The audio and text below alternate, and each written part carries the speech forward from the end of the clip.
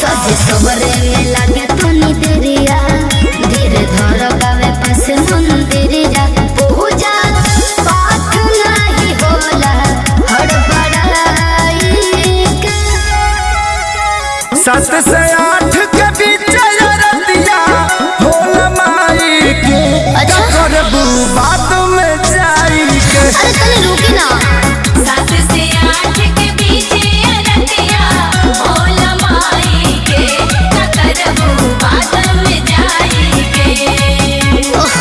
7 से 8 के बीच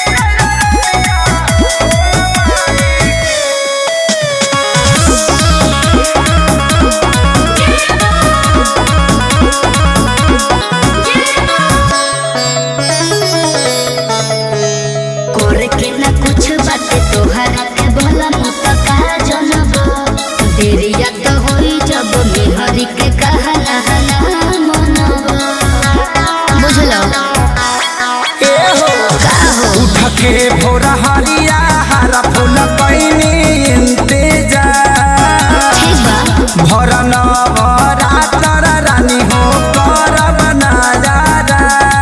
खाली राखो तो बोले राजा जी सजाई के 7 से 8 के बीच रतिया होल माई के अच्छा जी करबू बात में जाई के। 7 से 8 के बीच रतिया होला माई के करबू बात में जाई के। जय हो जय हो जय हो जय हो जय हो जय हो जय हो जय हो जय हो जय हो जय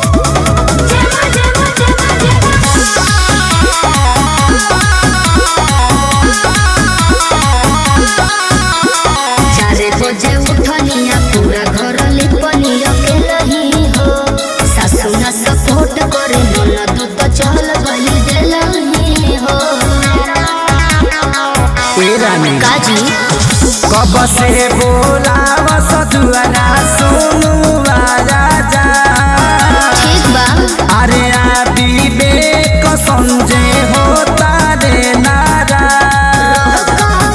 2 मिनट खेसारी समझाई के 7 से 8 के बीच रतिया होल माई के जी। करबू बात में जाई के।